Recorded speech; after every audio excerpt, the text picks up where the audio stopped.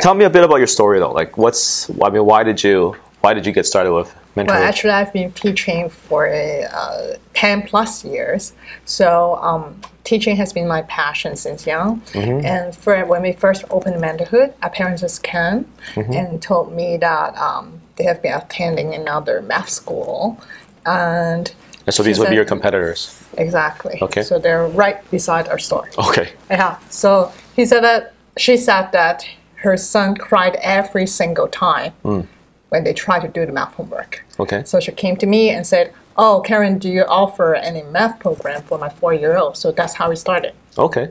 Okay. So you started because a kid was actually very sad with his experience next door. Because in our philosophy is that learning should be fun, right? Right. If you're not having fun learning, then you're not actually learning. Right. Right. Yeah, and then they perceive these things as very hard, too challenging for them. So that's going to be very discouraging. Right. Absolutely. But you said your shop was already there. So your shop, your center was already there. Yeah. And then the kid came, and then. Well, because we first opened our store, we didn't know what to do. We just want to teach kids. Right. So we start to, trying this and that. We actually started out with English classes. Oh, okay. And they were pretty popular. Okay, okay. Yeah. But then we think about backgrounds. We actually have, for myself, I actually had a Master of Science and Actuarial Science degree. And I graduated from the University of Toronto with a pure math degree. So I'm just thinking, why am I teaching English? Why am I teaching English? Right, exactly. So, and also my partner, Miss Gigi, is also having a degree in statistics and finance. Okay. Yeah. Right. So we should be doing math. Right. So your forte was always going to be always math, right? Exactly. Right. And so switching to teaching English actually doesn't. I mean, you guys started in Hong Kong, right? And teaching English in Hong Kong is always it's of course it's lucrative. We still teach English. But math is actually our thing. Okay. Math is now your main thing. Right. So tell me about the kid then. The kid after he's 4 years old. Yeah. He was 4. Obviously, that's like 10 years ago, right? Yes, exactly. 10 years ago. So 4 years old, he switches to your place. What was his experience then after you guys took him in? He loved math, and then his mom just referred a lot of customers to us. That's how we started. That's how you guys got started. Right. Okay. So tell me a bit about the educational philosophy then. Why did you guys use games? I mean, there's a lot of other things you could use, right? Why games? Well, we just want happy kids, to be honest. Very simple. Yeah, I think we all think that kids should have a happy childhood. Yeah, so it's that simple. It's that simple, right.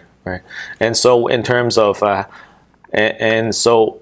has that always been a core of your offerings to the Well, there are two main things that we're looking at. One, happy kids, right? Because they will be very motivated. And within the game, because we're interacting with people, right? Social skills is very important. Right. So they get to learn about winning, losing, how to persevere, right? And then be having that kind of positive attitude, not afraid to lose.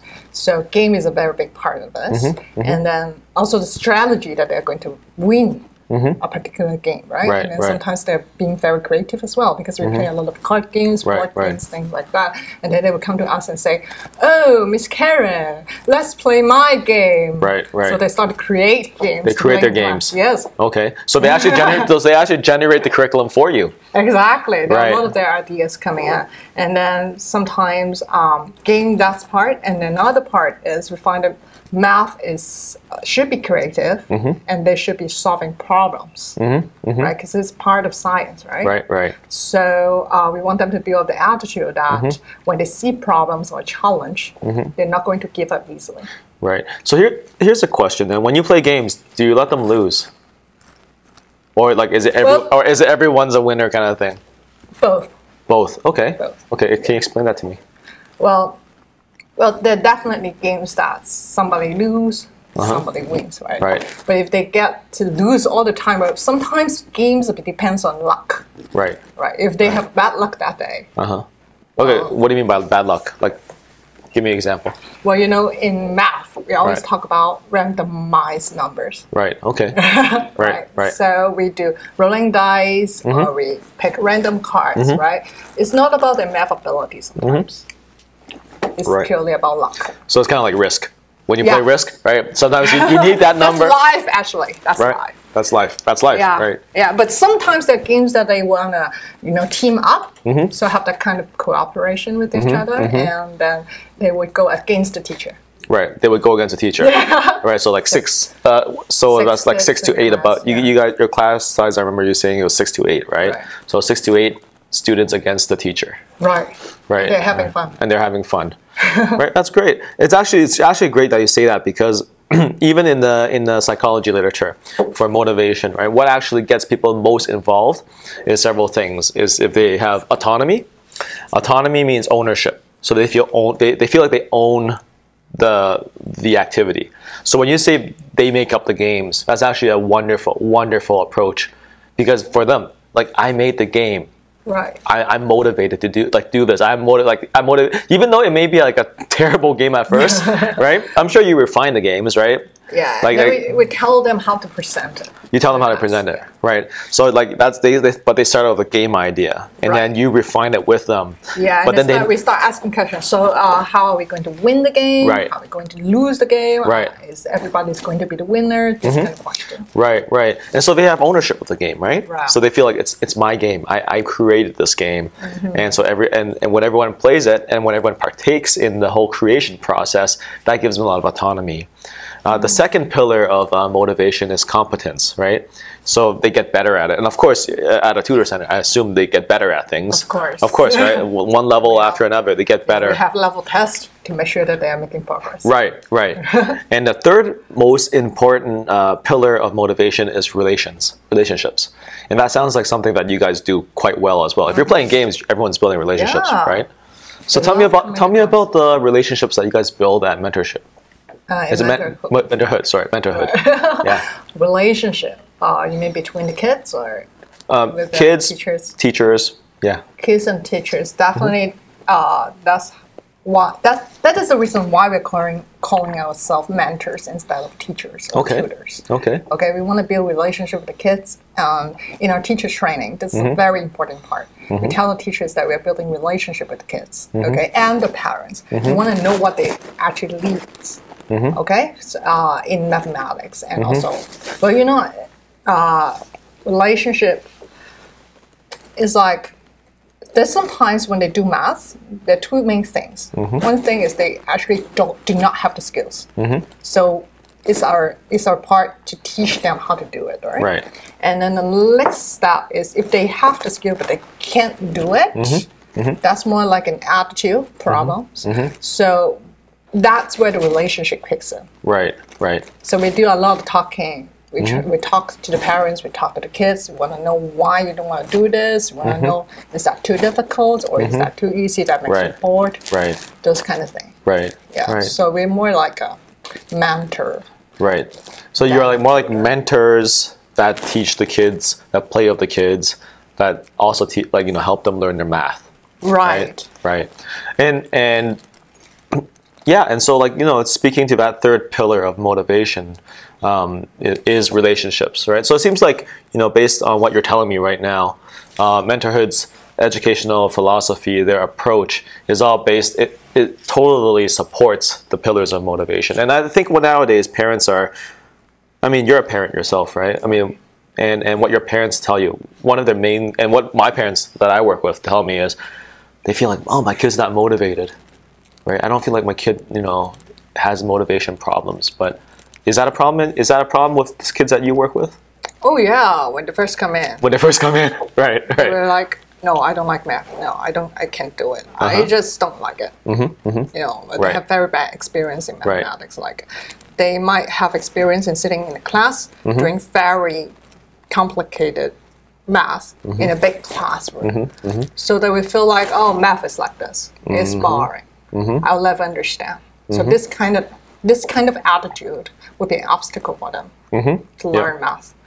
Yeah. So when they come in, we tell them, no, math is actually fun. We have games, we have this approach, that approach, you know, that can be seen in your pictures and art and music. We sometimes sing songs and stories, this kind of thing. So that's why we call it creative math for younger kids, because we try to display a lot of different ways that math can be involved in. So tell me about some of the ways that you guys present your math. So you said games, but you know, give me an example of a game that some kids came up with and it's like the most successful game. What's the most successful game that you got? Most successful game. Yep. The one that the kids always, I want to play this game again. Can we play this game again? You know that one? There are many. There are many. Really? Okay. There are many. So sometimes we thought the games are very fun, that they don't find it fun. Okay. And sometimes it works for one class but not the other. So it's very hard to say. It's unpredictable, pretty much. Yes. Okay.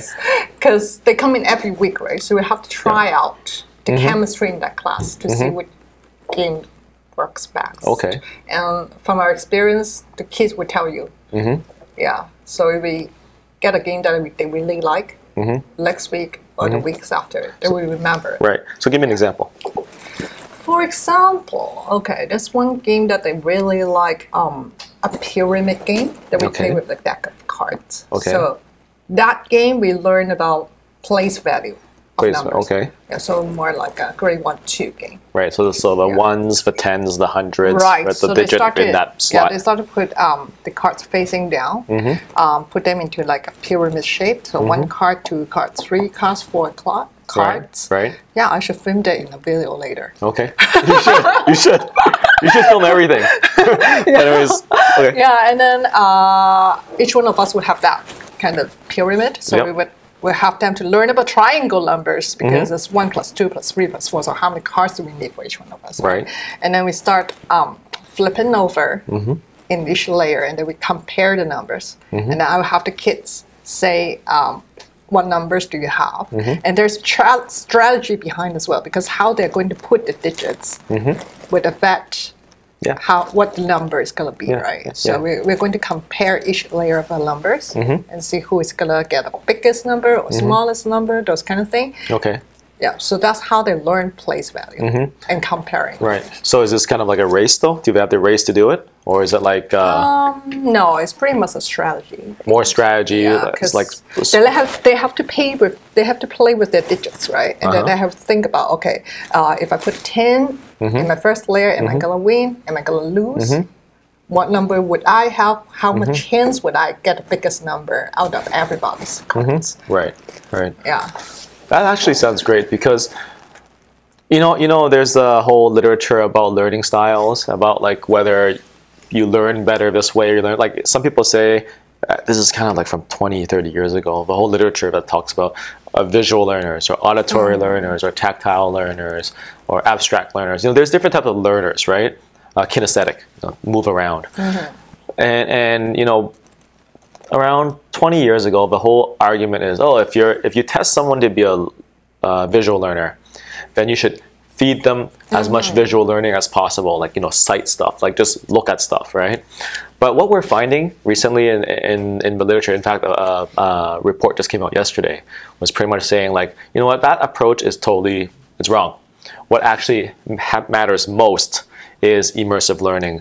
I just made that turn up. There's probably somewhere, you know, someone actually made it up before. But immersion, total immersion, whether it's, you know, visual, auditory, tactile, kinesthetic, abstract, all of that has to be used together. And you know, when you play games, right, along with the motivation that's stacked on top, and along with the engagement from all the senses, it actually creates a very powerful learning tool. So based on what you're telling me, that sounds like your approach is actually really good for engaging kids, and you know, and the excitement shows, I think. Yeah, right? Thank you. Well, of course, game is just one of it, right? When you talk about the auditory, abstract, visual, and tactile. Yeah. We also have another main thing in the program. Okay. We used visualized. Visualized. Okay. To teach mathematics. Explain that a little bit to me. Yeah, so basically this framework is based on the Singaporean bar modeling method. Okay. So it includes all these 4 things actually that you said. The first thing is visual, right? Yeah. Obviously, we have to read the question. Yeah. We have to analyze it. Yeah, look at the numbers. Right. Well, auditory as well, because we have steps. Right. That teach kids how to tackle the So the mentor will actually read out the steps. Yeah, they have to read it out, and then all our teachers trained. But that's pretty standard. That's pretty standard, and even in a regular classroom, you get that, right? But I think what really stands out in your curriculum would be the tactile and kinesthetic, the engagement, the movement, the touching. But like grabbing cards? The tactile for sure. The tactile for sure for the games, right? So they got to get things on cards or maybe, I don't know, counters, objects, or sometimes we even do bowlings. Right, bowling. Like roll the ball out. Yeah, they learn combinations. Okay. I never thought that's possible, but apparently it is. Yeah, they have fun. Right. Yeah, and then we try to relate everything there, and then because it's visual as well. Right. Because that's why we call ourselves visual thinking math. Yeah. So visible thinking math. Right. So the bar modeling method that I want to talk about is first the steps. That they approach, so how to analyze that. So they're going to draw a picture out. Those pictures are rectangular bars. Right. So longer would represent a bigger number, smaller would represent a smaller number. So this is actually a very good approach because that's how we link the pictorial to abstract. Because when we think about equations, right, 3 plus 5, 5 plus 10, all those are symbols. They mean nothing to the kids. Right. 3. Yeah. What does that mean? Yeah. Right. Exactly. So abstract things. So there are programs out there saying that, okay, we're going to do 3 plus 1 a million times, so the kids would do it really quickly. Of course they're going to do it really quickly because they just memorized it. Right. They don't know what that plus sign actually means. Right. They can't relate. So even though they can do it seems like they can do the calculations really quickly, but they don't understand the thing behind. Right. So we are totally different in this way because we want them to understand by visualizing things and then link that to the equations. So they know exactly what's more, what's less. Right. Is it going to be a plus? Is it going to be a minus? Multiplication or division? Right.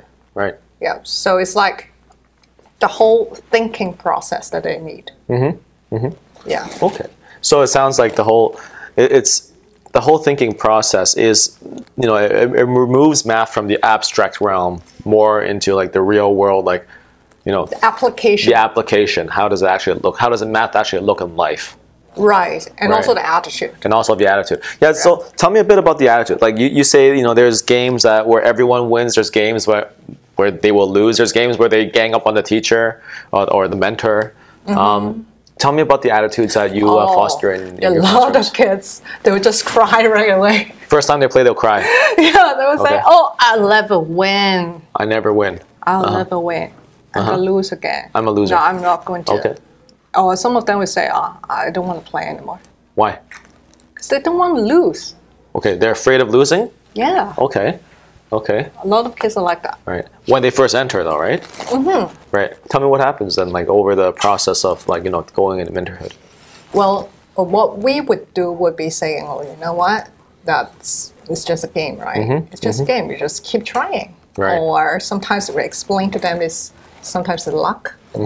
Right? Or sometimes because your skills are not there yet, so we're going to work towards it. Right. Or sometimes when they see how the other friends, students answer the questions, they would start to learn as well. So that's how we try to tell them, don't give up, try again next time, it's okay. Well, life is like that. Right. It seems like it's not only about math, and it's also learning about life skills such as resilience, perseverance, failure, and how to bounce back from failure. Is that, would you say that's a critical component of your curriculum? Definitely. It's great. It's because nowadays one of the problems of education, and I'm sure you've observed it, especially in Hong Kong. I mean, I would say especially in Hong Kong. In Asia. In Asia, actually, is the whole credentialism, the whole idea of credentials, or winning, right? And the importance of getting that trophy and getting that participation badge. Actually, it's actually now that I mentioned participation badges, it's in Canada too, right? Everyone wants to get a participation badge. They want to get something out of partaking in an activity. I've heard of parents where they have room full of trophies and badges that stick on, and when you look at them, it's like meaningless. Because basically it's all about the stuff that the kids participate in, and they get a badge for it, they get a trophy for it, and as a result, they develop a habit of thinking like, oh, every time everything I touch should be gold, right? But like the reality is, if you start out sucking, you shouldn't get a badge for sucking, right? And that goes back to the whole motivation thing. Like, would you agree with that? You shouldn't get a badge for sucking. You can get a badge for trying. Well, that's all about the result. Are you looking for the result, or are you looking for the process? Right. And what do you think is more important? I think both. Both are important. Okay. Both are important. Can you explain that to me? Well, that's why I have a competition as well. But how we measure kids is how they tackle the problem instead of how they get the answer right. Right. Because as I said, robots can do the job. Yeah, absolutely. Calculators can do the job, absolutely. right? Yeah. But like if you're going to the other programs, like doing 1 + 1 a million times, but without explaining, without experience, all this thing that we are doing in class right now, this is meaningless. Yeah. Meaningless because they're just looking at the result. Right. Right. They're missing all the process. Right. Right.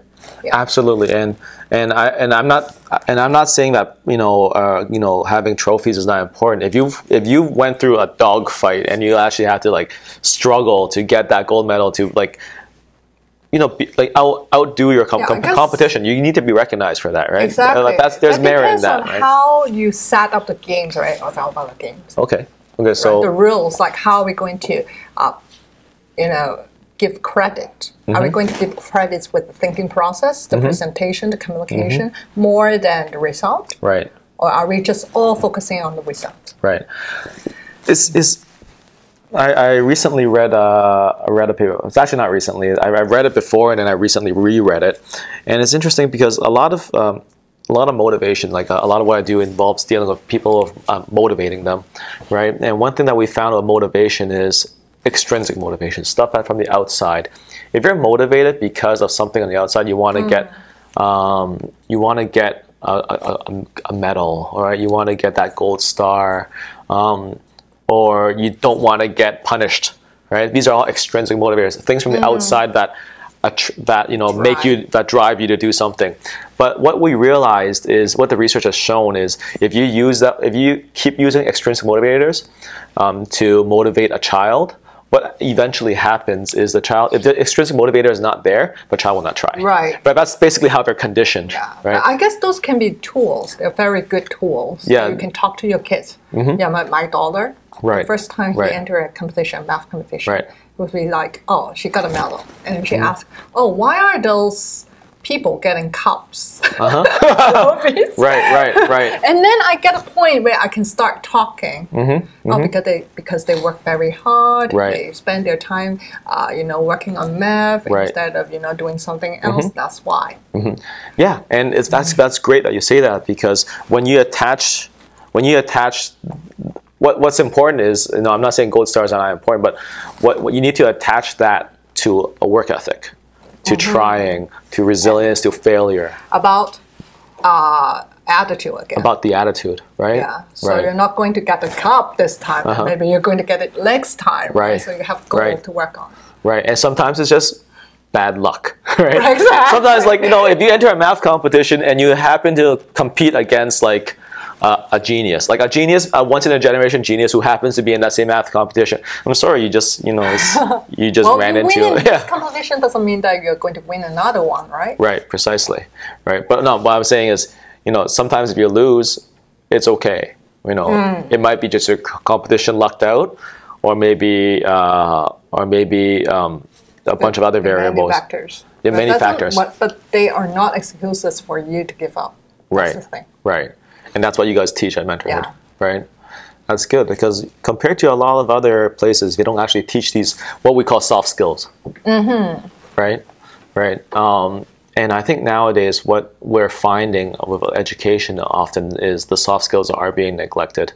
So one movement that we see in Canada right now is the movement towards, or it's not even Canada, around the world, is the movement towards standardized testing.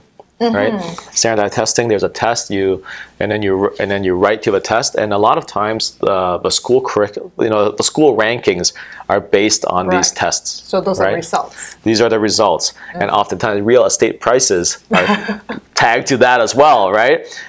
Based on rankings produced by the Fraser Institute in Canada, for example.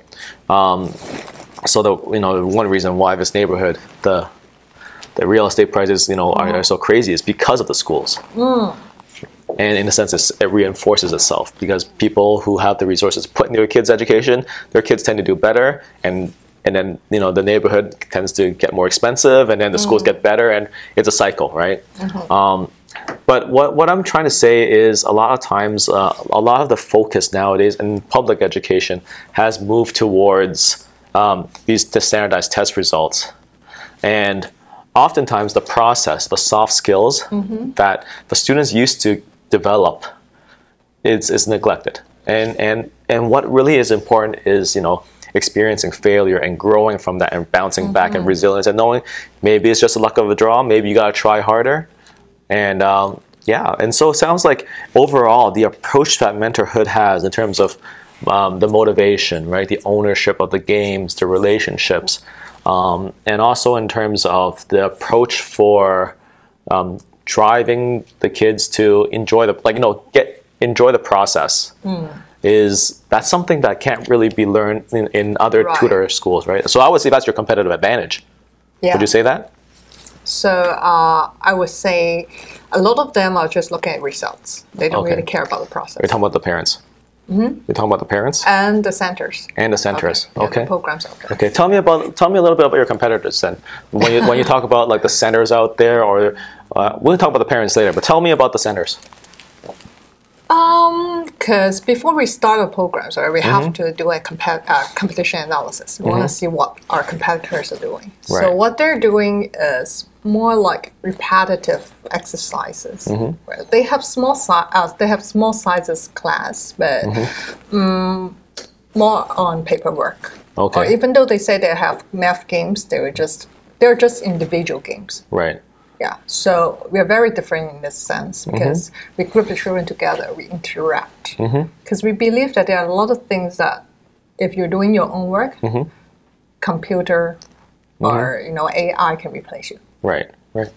Yeah. Right. Relationships, communication skills, creative problem-solving skills. Collaboration. These are all the things that computer won't replace you. Right, right. So this is why we're trying to do classes in small group, and we're doing games together. Right. Yeah.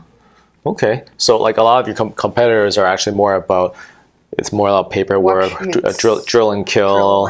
Yeah. Right. Although they're saying, we have problem solving, critical thinking, those kind of things, but they're all restricted on papers. Right.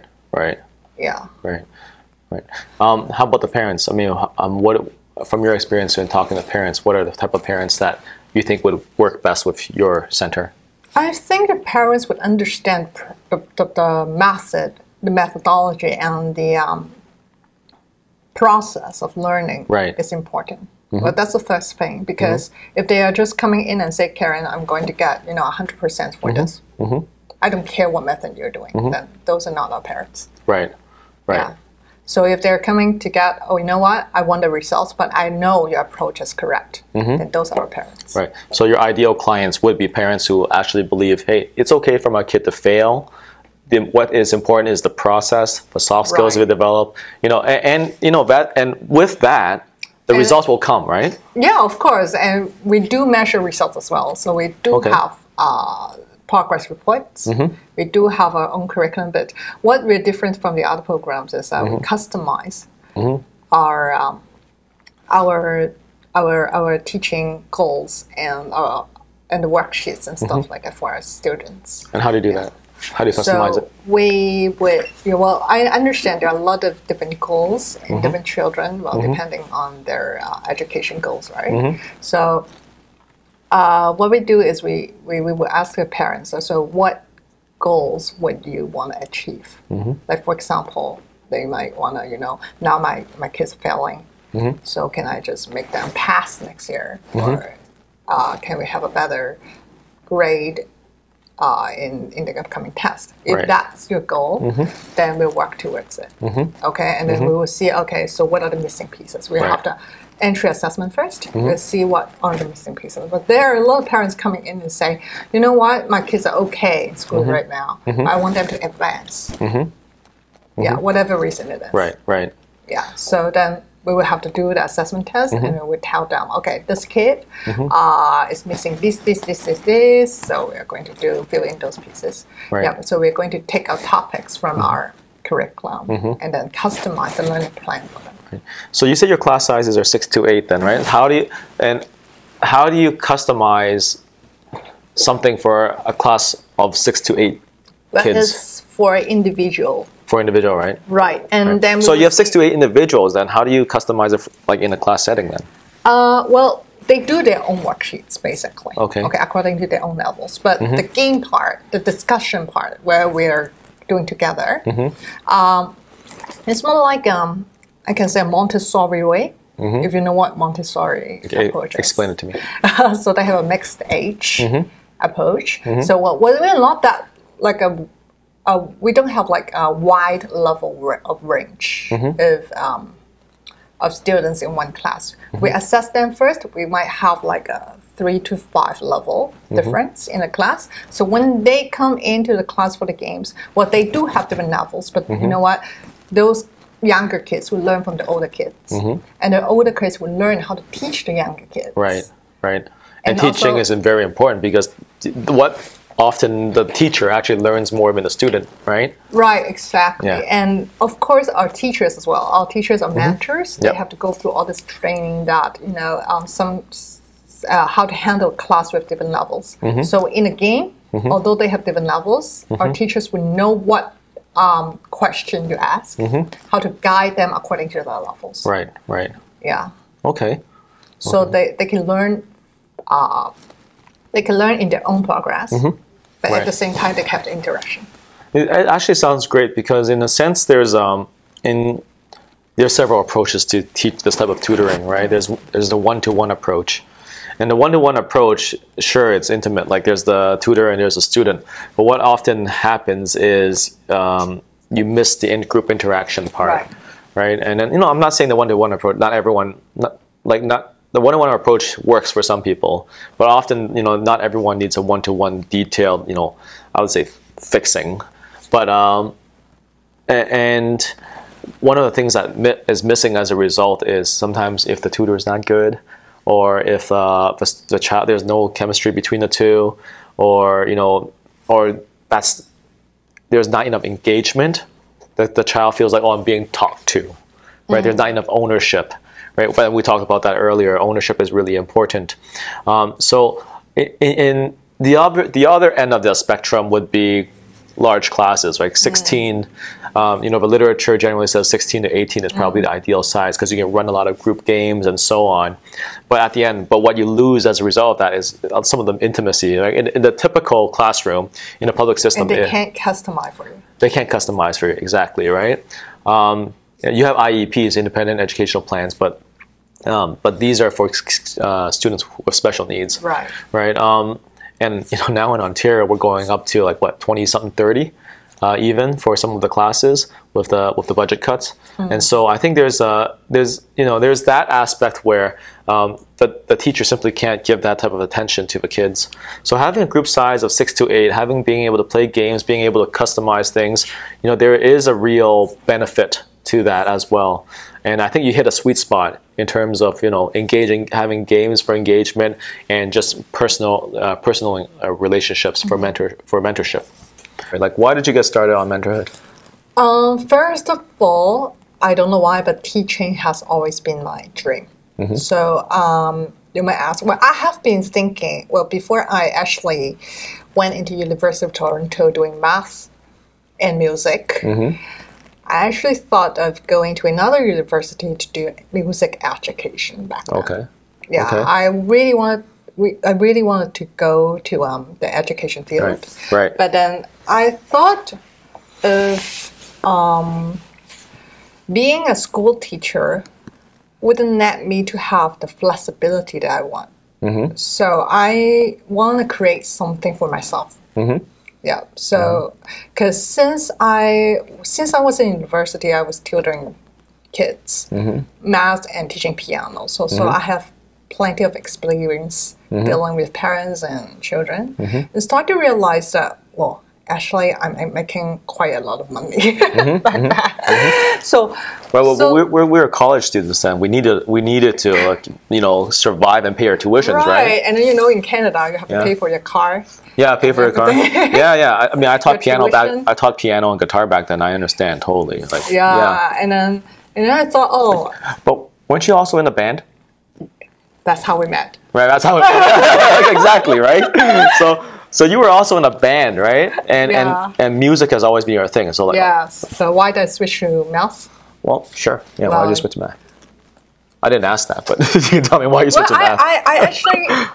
I actually struggled a lot back then because I thought if I only do music education, I would only be having an option of doing music. Right. But if I do math and music, then I might have more options in life later on. Right. So that's why I got into math and music. Okay. Yeah. So, and then after graduate from the University of Toronto, I went back to Hong Kong because I want more experience in life. Right. Yeah, feeling like, staying here in Canada, well, it's good, but a bit boring. Yeah. Compared to Hong Kong, yes. Yeah. So I went back to Hong Kong, got my master's degree there in actuarial science. And then I thought I'm going to be an actuary. Really? I thought. Okay. But doing those 2 years, learning about applied math, statistics, those kinds of things. Well, when I was studying, I also did a lot of tutoring. So in Hong Kong? In Hong Kong. Right. So back then, I could afford myself to rent a place for myself. And I thought, this is quite a good business, actually. Right. And I don't want to be trapped in a firm for I don't know how many working hours. Just crunching numbers. Yeah. So how about public school? Why didn't you think about going to being a teacher in Hong Kong at an international school or a public school or whatever? Because I tutored a lot of Hong Kong local school kids. And no. Why not? No, that's against my educational philosophy. Okay, what's against it? Well, I worked in a local tutorial center before. Right. Every day, my life was like rush, getting things done. You see students coming in your table because we have long table with 10 or 15 kids doing their homeworks. They're rushing every day. You only get 3 to 4 hours to finish up all their homeworks, and they don't get to understand what's behind the homework. Right. I don't feel like I'm gonna do those, and I don't feel like it's right to be a school teacher. Like I've been thinking, what were the school teachers doing during the teaching hours? Right. Why do they have to come into a tutorial center and then do their studying there? Right. Doesn't make sense. So, but I can understand because they have big class, right? Right. Yeah, they have huge classes in Hong Kong compared to here. Exactly. So they have huge classes, like 30 kids. Yeah. You can't really. And these are elementary school kids, right? Yeah. These aren't and like they high have a school lot kids. of stress as well. Yeah. Because there's standardized tests, exams. Doesn't Hong Kong have like one of the highest suicide rates for kids? Exactly. Right. So I don't feel right to go into, you can make a big impact anyways, because if I go into a school, I can only be one of those. Right. You're just a cog. You're just a cog in a machine, right? You're just a small little cog in a machine. You're not going to change the machine. Exactly. So, but if I come out to write my own program, and then I have my own brand and things like that, then I might be able to make an impact. That's what I was thinking. Right. Yeah. Right. And also at that time, I mean, did you have kids after business or before business? After. Okay. So, but at that point, you were also planning that as well, right? For the flexibility. Yeah. I thought, as a woman, right? Right. I would like to have my own children.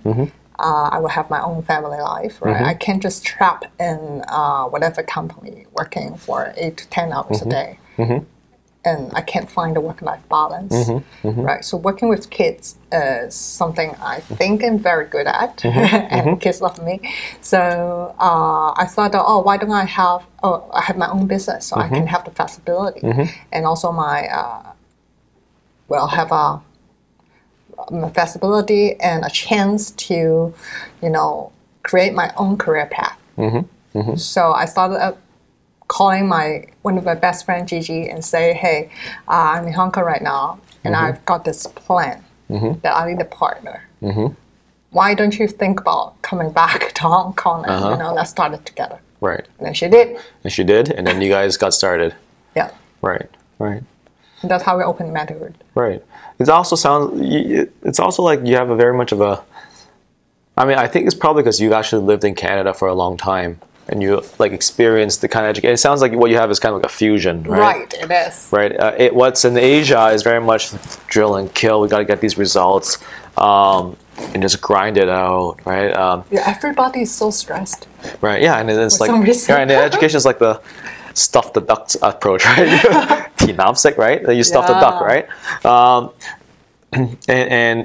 in Canada, it's more like you learn more naturally. You pursue your interests. It's more loose, right? Yeah. But you also deliver the results as well. You understand the balance between both sides. Actually, one story behind is I actually failed math in grade 5 in Hong Kong. Really? You failed the entire year. Wow. Okay. This is before you came to Canada, right? That's before I came to Canada. Is that why you came to Canada? That's exactly why you came to Canada. Right? That's exactly why. Right. Your parents are like, oh man, she's gonna die in the system. Exactly. Right. And now I'm a math master. Yeah, you're a math master. Yeah. It just shows you just change the environment a little bit, and the things you can achieve with that as well, right? Yeah. Environment and the system, I think. Oh. Absolutely. So what I want to do now is I want to make a fusion, as you said. I mean, result is important. Right. Yeah, especially in math. Absolutely. Result is definitely important, but then the process is also important. Right. That's what I'm trying to say. Yeah. How about, and what made you? I mean, you have your business is obviously successful in Hong Kong. I mean, why are you moving back here? Why are you here now? This is my hometown. This is your hometown.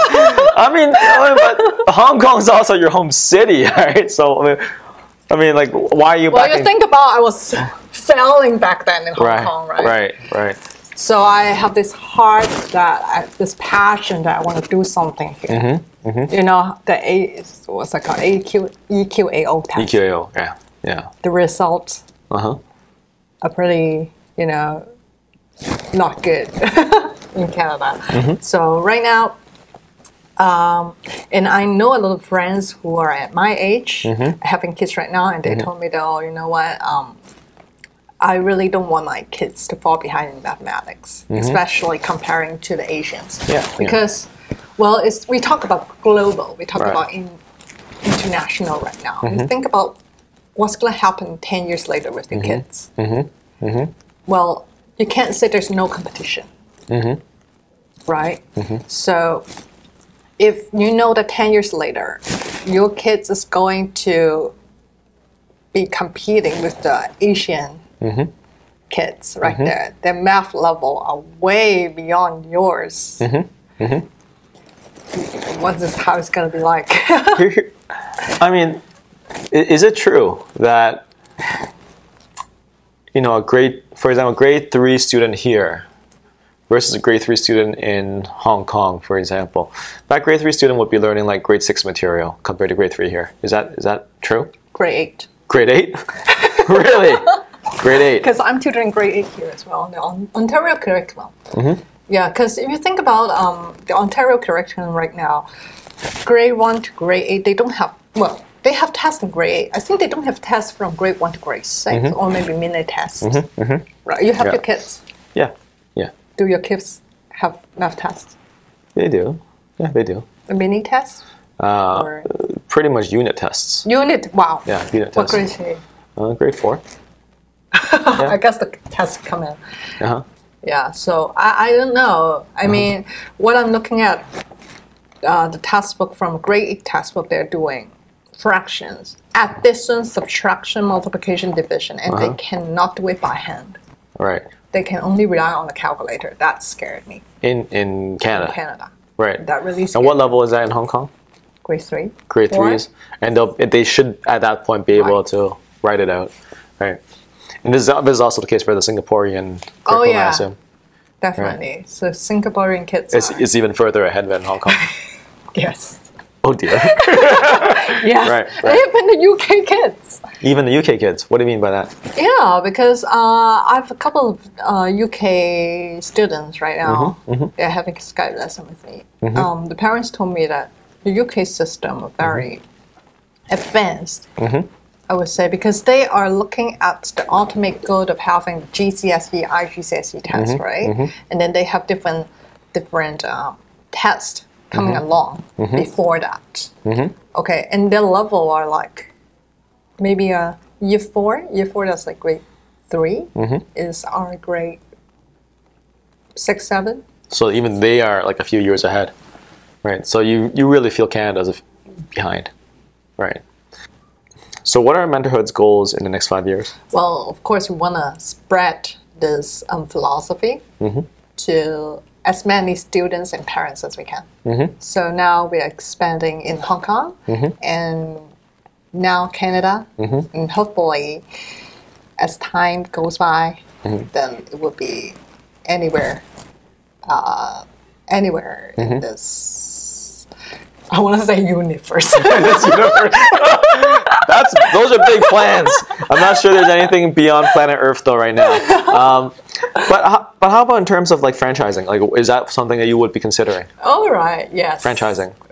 We're trying to go this path. Yeah. You are planning. Okay. Yeah, we're planning. So right now your partner is running. Gigi is running Hong Kong. Right. You're here. Yes. And then once you guys establish your footing in 2 locations, then you can probably start franchising. Right. So we want to meet more like-minded people.